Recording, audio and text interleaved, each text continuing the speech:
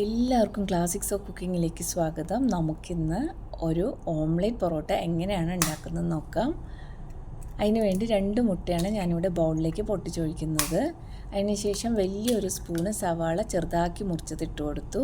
1/2 spoon പച്ചമുളക് ചെറുതാക്കി മുറിച്ചത്, 1 സ്പൂൺ തക്കാളി ചെറുതാക്കി മുറിച്ചത്, കുറച്ച് മല്ലിയില, ആവശ്യത്തിന് ഉപ്പ്, 1/2 ടീസ്പൂൺ കുരുമുളക് പൊടിയും ഇട്ടിട്ട് നന്നായി മിക്സ് ചെയ്ത് കൊടുക്കുക. ഇത് സാധാരണ നമ്മൾ വീട്ടിൽ ഓംലെറ്റൊക്കെ ഉണ്ടാക്കുന്ന പോലെ തന്നെയാണ്. പച്ചമുളക് കടിക്കാൻ ഇഷ്ടമില്ലാത്ത ആൾക്കാരാണെങ്കിൽ അതിൽ മുളക് പൊടി ഇട്ടിട്ടും നമുക്ക് മിക്സ് ചെയ്ത് ഉണ്ടാക്കാം കേട്ടോ. ചൂടായ പാനിലേക്ക് കുറച്ച് എണ്ണയോ നെയ്യോ ഒഴിച്ച് നന്നായി പരത്തി കൊടുക്കുക.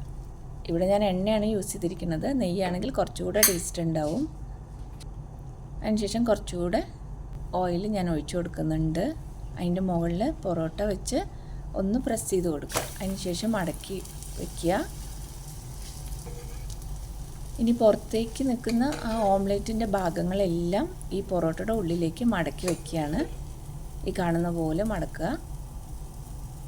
എന്നാൽ മാത്രമേ റോൾ ചെയ്യുമ്പോൾ നമ്മൾ കൈ പിടിക്കുമ്പോഴൊക്കെ പൊറോട്ട മാത്രമായിട്ട് പിടിക്കാൻ പറ്റുള്ളൂ. അല്ലച്ച പൊട്ടിപ്പോവില്ലേ കഴിക്കുമ്പോൾ. ഇതുപോലെ മടക്കി കൊടുക്കുക. നല്ല ടേസ്റ്റുള്ള ഓംലെറ്റ് പൊറോട്ട റെഡിയായി കഴിഞ്ഞു.